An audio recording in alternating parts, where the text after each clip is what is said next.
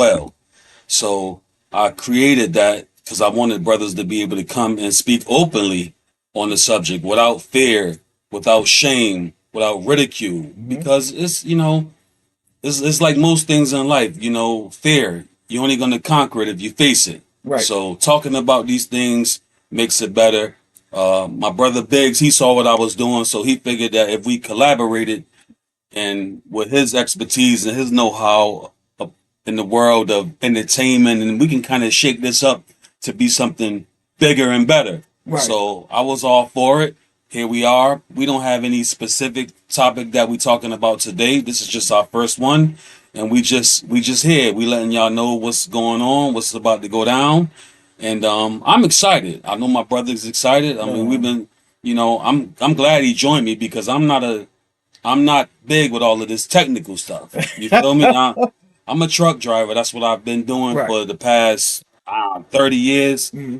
I'm looking for this to be my way out because I'm ready to make my living educating, entertaining, making people laugh, making people think. So this is the kickstart, and I'm happy to be here. And let's get it. Let's do it. Yeah. So I mean, you know, as some people may know, my background is in radio. I've done radio for 25 years. Um, and stopped doing radio over the last year and a half or so. Went into entrepreneurship a number of times. Um, was co-owner of a bar and restaurant here in Hartford. Stepped away from that.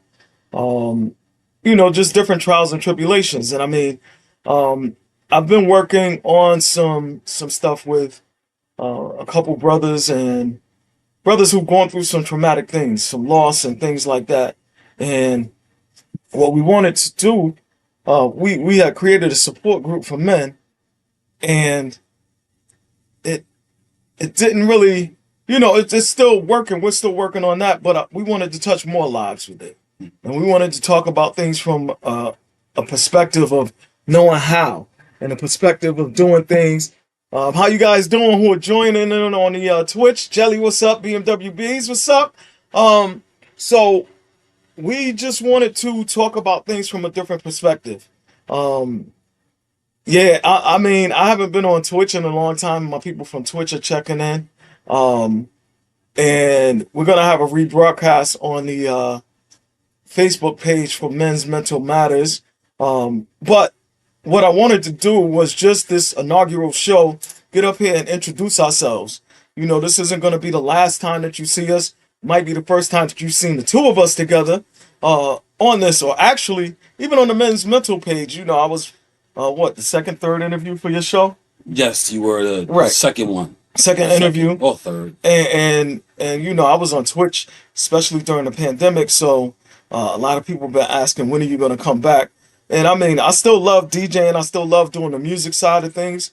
But the one thing that's more important to me than any of that is the mental health of our brothers and in our community, man. Because there's been a stigma for a long time that, when you want to talk about what's bothering you and stuff like that, um, and when you want to talk about different things like that, um, a lot of people shy away from it. Yeah. And yeah, the men's mental is on Facebook, and you know we shy away from it, and we've been conditioned. We've been conditioned to internalize a lot of that stuff. And if you ask me, I mean, in my opinion, and I know we've talked about it in the past, that's a lot of trauma. That's a lot of untreated trauma, and we end up, taking that out on others. Yeah. We end up taking that out on the wrong people, and so we don't want to do that. We want this to be an outlet, and not just so much for that, but we could talk about a lot of things that are going on in everyday life. Yeah. We might touch on sports. He's an avid Cowboys fan. I'm a 49ers fan. Football season is coming up. You had to tell people the world I was a cowboy. I- It's cool. I represent Dallas. I mean, but I'm not as vocal about it anymore because even I've gotten to the point where they got to show me something. Yeah. Because I'm tired of getting gung ho, my blood pressure getting all high, ulcers and things probably going on because I'm rooting for a team that just keep letting me down. So Yeah. I'm I'm a Cowboy fan. Go Cowboys, but Mm. show me something this year. Let me see something. And here's the thing, we gotta, and that's the lighter side of it, and that's what we want to shine a light on everything. We just want to have a good time here and really give a perspective on different things that we want to talk about, different things that are going on. Of course, we're going to have guests on the show. Yeah. We're going to open up phone lines from time to time to get some feedback and talk about things. And we want to make sure that we're not just giving our opinion. We want to give the opinion of the people. We want this to be interactive. That's right. If you can't, get on the show, put your questions in the chat. You can actually send your questions to us, and we'll discuss it. Mm-hmm. We'll have an open discussion about it. Like I said, I mean, there wasn't an agenda for this one because we just wanted to come in and introduce ourselves and talk about what's happening and what's going to be happening going forward. Like, there's so much that we can talk about, and I know that when I went on his show, we talked a lot about things that I used to read and stuff like that, things that I was going through. Like when you go through loss, when you go through trauma, when you go through a bad situation, even with your kids, you have an argument with them, you're not on the same page or something like that. Mm. That's things that, sometimes brothers can't bring it to other brothers. Right. And what we want to do is let people know, one, it's okay to not be okay. That's right. It's okay to not say that you're not okay. I walked around for a long time and ran around for a long time feeling and telling people I'm okay. And honestly, there was times where I would just sit in the dark by myself, man. Sometimes I would shed a tear. Yeah. I mean, people asked me if I was okay, after I lost my son. And I was like, yeah, I'm all right. I'm going to be all right. And no, I wasn't. Yeah. I wasn't. And that's the reality of it. I mean, some of the conversations that we've had behind the scenes, just family-wise and stuff like that, and, division in families and things like that, it's different things that you need to talk about. Yeah. We need to talk about that stuff, and we need to put it out there. Put it out there. I mean, honestly speaking, I look at crying as kind of like a cleansing. A cleansing. I mean, sometimes a brother just needs a good cry. Mm-hmm. I mean, it may prevent you from doing something stupid. It may prevent you from doing something crazy, something that you may regret.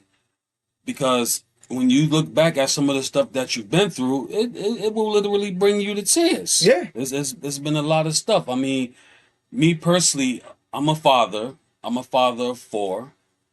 My other my oldest children, they're all grown now, but my youngest son, he'll be 16 next month. And I raised, well, I ain't gonna say I raised him from the difference between that situation with him and my other children, where him and I were together one-on-one from day one. There were no gaps in between. My other kids, there were gaps in between, but with him, there was no gaps in between. When me and his mom split, I took custody of him, and it was just him and I. As he got older, we all know how kids tend to want to go straight. They want to take the easy way out. They don't like the discipline, the structure. And I'm not doing him any favors by not providing these things. You need discipline. You need structure. So, long story short, over the past, it's probably been about 7, 8 months now, he hasn't been with me. And it's just kind of a weird situation because even though it hurt in the beginning, I think where I am now is as bad as this may sound, I have to do everything to protect my mental health. Mm-hmm. And when I look at the other situations with my other kids, how I used to be back and forth with their mothers and fighting about this and no, I'm his dad and no this and yeah that and all this other stuff. For the first time, I said, you know what? When do you ever put yourself first? Mm-hmm. My mental health is collapsing because I'm caring too much about stuff. If I'm trying to provide you with something and you being rebellious to it, then at some point I have to say, you know what? Damn, when is it going to be my turn? Especially being 52 years old. I mean, look around. People, I just had a friend of mine's funeral yesterday. Rest in peace, Latasha. Condolences to her family. I knew her since we was kids, and she's gone at 50. And she hasn't been the only one. So many people have, it's like that's the new normal. People leaving here at early ages. So you got to protect your mental health at all costs. Even if other people might think you're wrong or it's different, they don't know your battles. They don't know your trauma. You have to do what you have to do, what's best for you. and your health. And I can honestly say that I'm in a good place mentally. Hmm. Like I mean, I have my days, don't get me wrong, but for the most part, I'm in a good place mentally. I go home and my house is quiet, it's peaceful, and I'm not trying to let nobody, part of my French, fuck that up. And that's real. That's so real. BMWB's in the chat said that, going through the same thing. Going through the same thing with my daughter, and that's I it. mean, And then the whole thing is sometimes you can't talk to people about it. yeah, Like no one can understand the situation until they've actually gone through it. mhm. And I've never tried to be insensitive with people. Sometimes, when people talk to you, it's not really necessary to um have something to say to it. Just be that listening ear. Maybe they just want you to listen and Yeah, not really so much say anything. yeah. I mean, Sometimes the best thing you could do for somebody is just to simply listen. yeah. Let them get it off. Let them say whatever. Just be that listening ear to somebody. Yep. Like So And, that I mean, and what you said earlier was interesting. Oh man, I see like old schedules and stuff going up in the chat on Twitch. I got to get that out of there. But what I noticed is you can't be good for anyone else until you're good for yourself. And what I realized, wow, look at this. This is crazy. Um, all of this old schedule is going up in there. But outside of what's in it, that stuff that's going in the chat, you can't be good for anyone until you're good for yourself. Mhm. And I realized something, my way of grieving sometimes and my way of dealing with grief, um, my way of dealing with grief was more or less So to you got overwork myself. so you gotta update your Yeah, yeah, joints. yeah. I gotta update all of my Don't schedule worry, stuff that's going in you there. get to it. Yeah, I'm gonna You get get to it. to it. But It's it's fine. funny. And the thing is, when you do that, I was overworking myself. Yeah. And especially after my son passed, I felt like, you know what? Let me just work, work, work. And I ran away from my grief trying to work, and I ended up in the hospital. Can't do that. Um, I wasn't listening to my doctors. They're like, get off. I have a bad leg, and they're like, get off your leg. You're not going to do any favors to yourself. Get off your leg. Boom. I didn't listen. I ended up in the hospital. I'm looking at myself like, I can't keep doing this because my daughter's sitting there. My wife is sitting there. And I could see the fear in their eyes because not too long ago, we had to bury my son. Mm. And that's when I had to get it together. And I'm like, there's got to be a better way. I was trying to avoid counseling, trying to avoid talking to somebody. Yeah. And Yeah. you know, and that's because of what I was raised on. I mean, my father was from the deep south. Yeah. And so he was one of those guys, rest his soul. He was like, man, there ain't nothing wrong with you, man. You just need to do this. It ain't nothing wrong with you. You don't need to talk Yeah. to nobody. You don't need to Yeah. see. You ain't crazy. We got this thing, man, to Mhm. where there's a sense of embarrassment or shame Yep. when you seek help. But oh, he's crazy. Mhm. What's crazy is if you need help and don't ask for it. Yep. That's the only crazy part. That's the craziest If you part. need help and you don't seek help, now you're crazy. Yep. Because I'm not afraid to seek help. I mean, you see, I'm sitting here with my lawyer's finest on. I went to church this morning. I talked to my pastor after service. He's a younger guy, and I'm not gonna say kind of, I really love and respect him. He's a younger guy. He has a bright perspective, and he makes me feel like I could talk to him about whatever. So if you need help, ask for it. I mean, I can't stress that enough because I mean, you can't shelter yourself. The shit'll eat you up from the inside out. It'll tear your soul completely apart. Really will. So Yeah. And I mean, trust me, you talking to somebody who was in that hospital bed hooked up to stuff, man. And my whole thing was go talk to somebody. Go everything that you're running from, run towards it. yeah, And I like that. I mean, the crazy part is we had a conversation, going back to what you were saying about your son.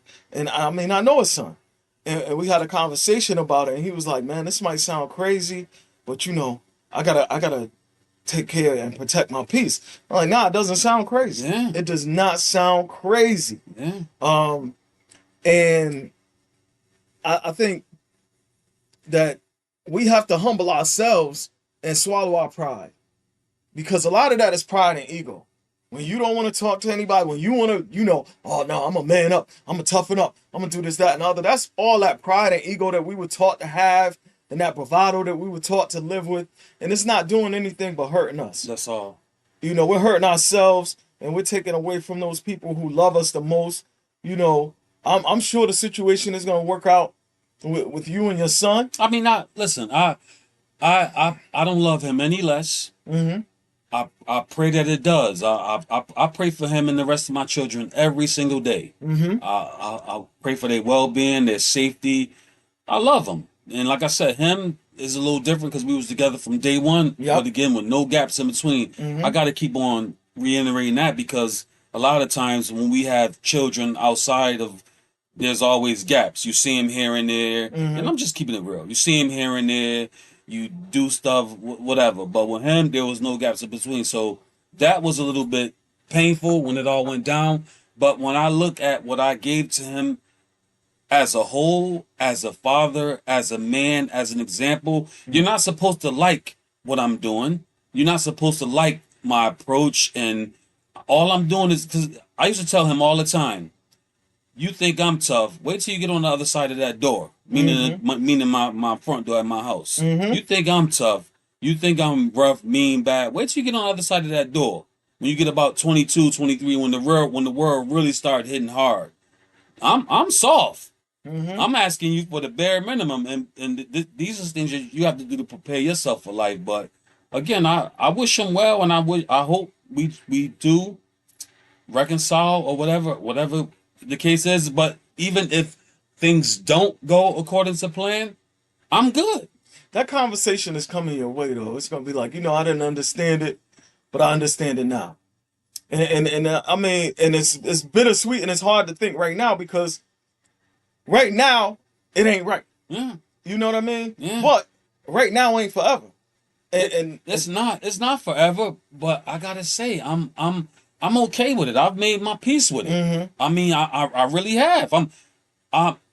My peace and my mental health is more important than anything else. Mhm. I'm sorry, but it just is. Like, Yeah. if you don't want what I'm trying to offer you, I didn't have no man, no father. I had men in my life, but I didn't have my actual father, my blood daddy, teaching me this and showing me. I didn't have that. Mhm. So the fact that you got this, don't run away from it, Right. because this is only going to help you when you get into manhood. Yeah. So the fact that it didn't go down like that, like I said, I had my little painful moments in the beginning, but where I am now, Yeah. And see that's I, and on the flip side of it, I had my father the whole time. And it's interesting because my parents had limited education. mhm. And so when I look back on it and I look back on the resources that they had and the way that they raised us, and you start to appreciate certain things in life. And my mother says it all the time. She said, when she told me the highest amount she ever made and in her entire career working, and I'm sitting here like, dang, Yeah. whoa, Yeah. and I'm like, you did all of this for us, and we had, and I'm like, You didn't go without. right, Yeah. right. You didn't go without. And so when you look at the way that people just, I mean, my mother still balances a checkbook right now. Yeah. And I'm sitting here like, you still have physical checks? Yeah. And she will Yeah. not do, online stuff or anything like that. Let She me won't ask you. do online. Let me ask you a question. Uh-huh. Let me ask you a question. Yeah. I just want your opinion on it. Okay. Do you think us, when we were growing up, we had more respect for our parents because of what Absolutely. they did for us? Absolutely. Think so? Absolutely. Yeah. Absolutely. Yeah. Let me tell you the difference. I mean, there's so many rules and regulations in place right now that people don't even fear their parents. I was deathly afraid of my father. Yeah. Yeah. I was deathly afraid of my father. And there's people out here who will talk like they will square up with their father. I'm like, Nah. first of all, even if I felt like I could be, just the respect factor alone. It's not a thought. It ain't going down. If it wasn't for this man, I wouldn't even be here. Right. Right. So the respect factor alone that wasn't even a thought. And I knew this dude was crazy. Like, I knew he was crazy, but yo, I'm gonna tell you, me and my brother, right? I'll never forget this. When I came back from college, both of us now bigger than my father, way bigger than this dude. And we stood on both sides of him, man, and pressed up on him. And out of nowhere, this dude came with the biggest switchblade. We didn't even see him reach in his pocket. Switchblade. I'm like, yo, where did you? He's like, "Huh, I cut both of you." I was like, yo, what is up with this dude? See, I knew he was crazy. But it's just, we used to joke around with him a lot like that. But the thing was, I mean, these kids don't fear their parents. They don't fear anything. They don't. I was raised by a female, and don't get me wrong, my mother, she hope she ain't watching because if she is, oh, whatever, she already we talk about this kind of stuff all the time. But my mom, I had stepdaddies with an S. I had stepdaddies. D-A-D-D. You got these dudes Stepdaddies. D-A-D-D-I-E-S. I had stepdaddies. Okay, so they came and went, but ultimately it was my mom, and let me tell you, it was us in the house with her for the most part, but we were afraid of her. Mm-hmm. We were scared of her. Yeah. Okay, she worked 2 jobs. Mm-hmm. My sister was the oldest one, and she kind of like was the mom. She made sure we ate. I mean, I won't look at a can of spam today because of my sister. That's all she ever made was spam. I see it in the grocery store now. My stomach turns. Yeah. And so, but my point is, like, my mom, she held it down. She tells me all the time, it didn't come with a book. I did what I had to do. I did what I felt I had to do to take care of my children. Like there's no handbook that tells you step for step how to raise a kid or how to take care of kids. She just did what she knows how to do. I think that's why we so close to this day because I saw what she did coming up. Even though what them cats was in and out, whatever cat came in and out, she made sure he looked out for us. Mm-hmm. So that's why I'll never knock her. I tease her about it now as an adult, but I won't knock her because any cat that came through there, he looked out.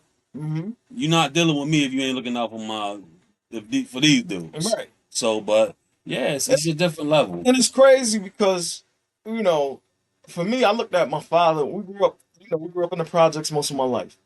And it's crazy. We didn't move. I didn't have my own bedroom until I was in high school, ready to go to college. I didn't have my own bedroom until that time. We stayed in the projects all that time. And like I said, my parents were from the deep south. And, a lot of that is don't tell anybody your business. Don't talk to people about this. Don't talk to people about that. And at that time, I'll never forget, my mother thought that, she needed all this money, all this wild stuff just to get a house. And she happened to have a conversation with somebody at work.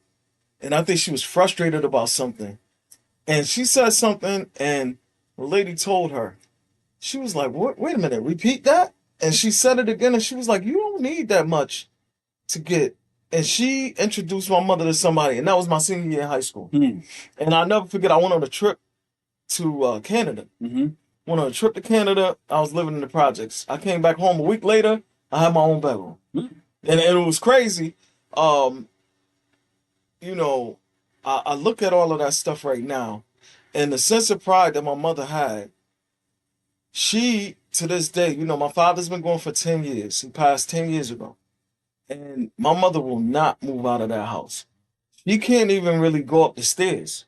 But she will not get out of that house. Staying there. And so, I'm working on, getting her stuff in a trust right now, so that she won't lose it in any way, shape, or form. God forbid if something happens with her. But I mean, we could talk about stuff like that too. The power in having a trust and the power in wills and stuff like that. We just want to be informative on here. So we're going to definitely bring people on who can help us to inform the masses and things like that. But I just wanted people to understand, like, these are conversations that we have. We get on the phone and we have these conversations, and it's like, man, it's time to hit the power button. That's right. And hit go and have these conversations in front of people. If people pick up on them, if they want to be a part of it, that's cool. But the thing at the end of the day is, we just want you to understand, we're two normal guys. We go way back. DJ my first wedding. Yeah. Years ago. And even with the point that I was making with my father, right? I go back to that. My father, when we grew up in the projects, he was like, we had 4 apartments in the building. And at one point, he was the only father in that building. But he was the father for all of them. When, at his funeral, those people showed up and they spoke. And they spoke about what he meant to them.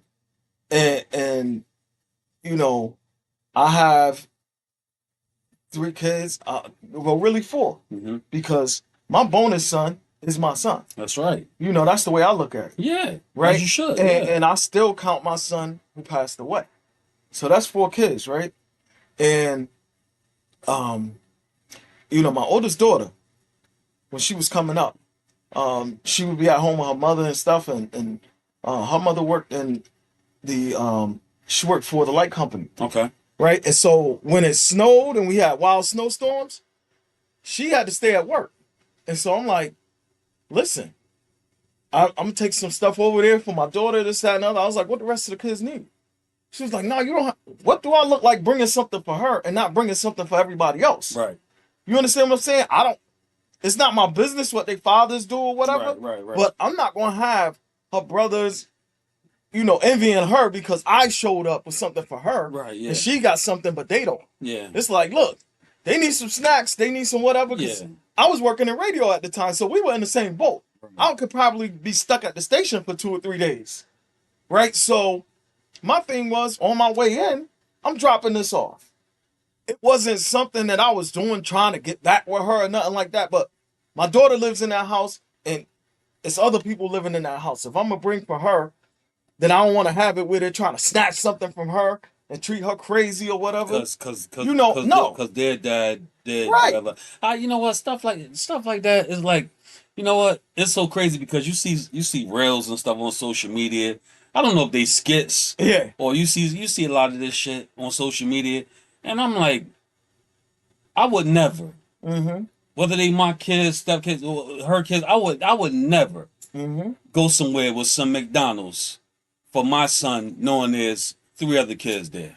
I would never, especially with all of this 4 for 4 going on and dollar. Yeah, you can spend $18 and they don't have to have something to eat. Like you got to. Let me look right over here. You got to be a petty Pete to do something like that.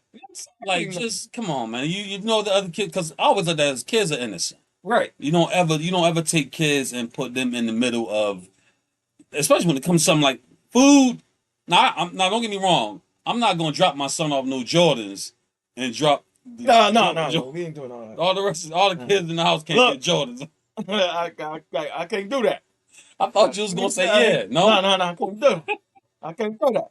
But here's the whole thing. I mean, even like she has a younger brother, so I would go and get, at the time, like my son grew up in.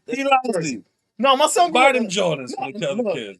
For the other kids, I got that type of bread. Now that right there, I'm gonna buy when you with me or whatever. You come back with them. But I'm not gonna deliver them to the house. No, I'm not gonna do that. But here's the thing, like. My son grew up in Jersey. I'm here in Connecticut. I was working in radio all of these years. We had opportunities to meet artists and stuff. So if he was here, yeah, he went. But here's the thing. I would take my 2 daughters, and my oldest daughter, her mother had a younger son too. I'm going to pick her up. Little man, get dressed. He coming with me. Let me call your mother, let you know. No, he's coming with us. We're going to the station. We're going to meet Neo. And she's like, well, you don't have to. Well, I'm going to leave him there by himself? And then he gonna be mad because his sister come home bragging about that? No. Yeah, no. He got the opportunity to do that. Little man ain't never disrespect me or nothing like that. He's a good kid. Let's go. Yeah. Let's go, man. Get in the truck. Yeah. Let's go. Yeah. And so I feel like men do men things, pretty much. Men do men things. Let's be petty about stuff. If your situation didn't work out with that person, oh well. Y'all still got a kid to raise. And you gotta show them the right example. You gotta show them the right example. I've never been a selfish person, self-centered or whatever. I could care less about that. The thing is, let's all grow together. Let's all do something together because we still gotta be family. Right. At the end of the day, we still have a common interest.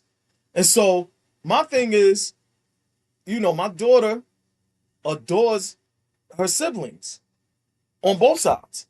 And so I'm going to treat them right because that's going to create a pool of resentment towards me. I don't have time for that. I don't have time for that.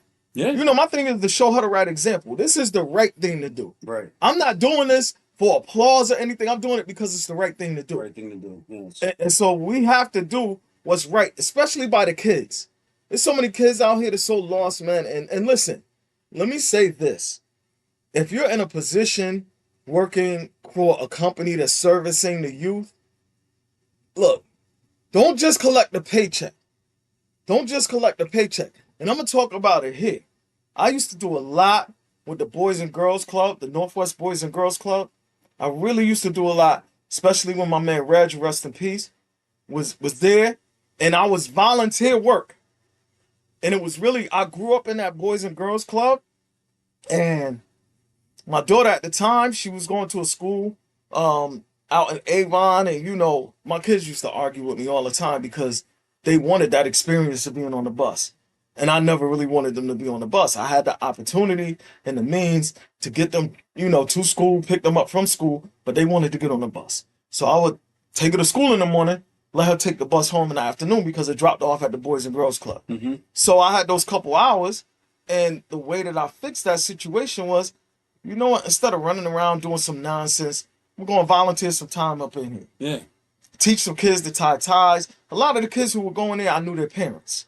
Some of their parents, unfortunately, were some of their fathers incarcerated, you know, whatever the case may be, not around. And I'll never forget when management in there changed, you know, I was presented, it was like a 50 Cent thing, 21 questions. What's your agenda? I don't have an agenda. I grew up here. I grew up in this Boys and Girls Club, and I know what it meant to me. And I know what it meant to me to see people who came before me and their success stories, and they're pouring back into it. So I'm just coming in here for a couple hours to talk to the kids.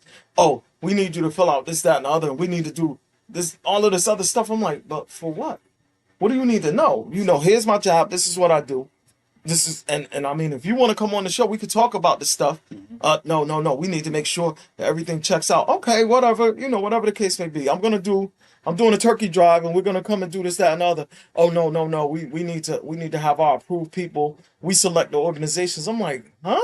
I can't pull up with free turkeys and give them to the people when I have sponsors who are doing this, that, and other. So you gave me all of this pushback because I'm trying to give back. Why? Oh, you wanted the credit. Because then when you start to read between the lines and the conversation started to go deeper, it was more or less they wanted to control the narrative. So it wanted to be those people who they handpicked, not somebody who, you know, oh, we don't know him personally. He's just coming in here showing up. You wanted it to make it look like you were doing something.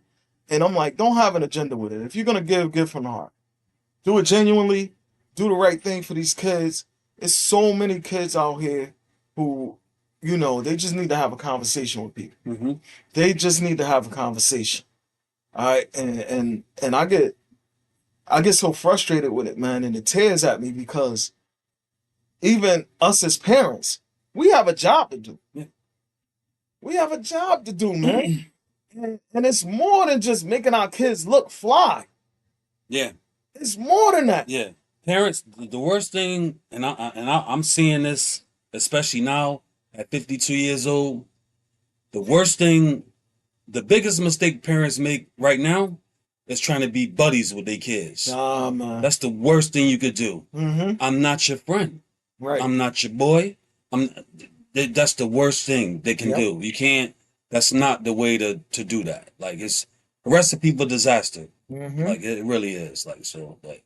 And I feel like, you know, we have to stop with the nonsense, man. We have to stop with the nonsense when it comes to all of this. Okay. Let's go back to my youngest daughter. She just graduated college, graduated Temple. Let's go back to when she was in high school. I was always going to the parent-teacher meetings. I always wanted to be there. So I'm going to a meeting, and I walked in, and I swear to you, this kid was head to toe Jordans. Head to toe Jordans. Right? And it wasn't until my daughter went to that school that she ever asked me for a pair of Jordans. She could care less about sneakers. She wanted them because everybody else had them. Mind you, now, once she got out of elementary school, I was taking her to school, picking her up every day. So she asked me one day for some Jordans. I said, why you want Jordans? Oh, well, everybody has Jordans. Yeah. Oh, so you want to do what everybody else is doing? Okay, let me show you how you stand out. We're going to talk tomorrow morning. Take her to school that morning. We get there early. And when I pull up, she normally just jumps right out. Bye, Dad, I love you. Sit here for a second. Let's watch this bus unload. I'm seeing kids getting out Jordans, True Religion jeans, this, that, and the other. No backpack. No backpack, no books. So what did you do for homework? Because my daughter, I'm doing homework with her every day. Yeah. Mind you, I didn't live there, but I'm doing homework with her every day. Because when I pick up from school, she went to dance, and we would sit in that parking lot and go through her homework. If she had questions, I'm answering your questions. I'm helping you get that homework done, then I'm dropping you off. Right? So we go to this parent-teacher meeting. This kid is in there, Jordan head to toe. You could tell the meeting was trash because he left out of there with his head down. The mother got a frown on her face, everything. So I'm walking around the room and the teacher left the thing open. This boy was basically almost flunking out of school. But you look fly. Yeah. You look fly. Yeah. So what are we rewarding right now? Yeah. Because we want them to look so fly, we are rewarding failure. Yeah. Yeah. We got to stop doing that. Gotta stop. Yeah. We got to stop doing that and understand that a lot of these Jordans that y'all paying for now, all this money for, those Jordans was out back then. So you're not missing nothing. No. You're not missing a thing. No. Put yourself in position to win. Everybody's thinking about right now. Yeah. Everybody's thinking about right now. Your child is the poster child for you. Oh no, you out representing me. You got to be fly at all times. What? No, if you're representing me, you need to be the smartest kid in the class. That's right. How about that? Be the smartest kid in the class and represent me the right way. Let's do that. Get ready for your success in that show. So. Look, like this is our inaugural show, man. I don't know if you want to put some other words out there, man. Honestly speaking, I'm excited about what's getting ready to happen. Mm-hmm. This is our first one. Like I said, I started this surrounding men's mental health because that's something again that guys are just afraid to talk about. Is something I stepped away from, but we really need to discuss it. Mm-hmm. My man called me with an idea and said, you know what? We're going to do this, that. And we're going to talk about whatever. We're going to open up the platform for whoever needs to talk about whatever. And I'm excited. I'm looking forward to what's coming next. And again, we didn't have a specific topic today, but we sat here and we chopped it up about a lot of stuff that's for real. That you going through, I'm going through, he going through. So all of us, it's real. We all share it. So yeah. And so listen, put the word out there. We're gonna do this every Sunday. All right, we're gonna do this every Sunday. We're gonna get together. We're gonna talk about this, and as time goes on, we might do it multiple times a week. That's right. All right. But what we want to do is really just get this conversation going. We'll respond to comments, questions, concerns, whatever is out there. We just want to make sure that we are being of service and that we're letting you understand that we are two brothers who care. And that's why we're here. That's right. All right. With that being said, man, it's the Bigg and Fatt podcast, baby. Listen, until next time. Peace. Yes. Peace.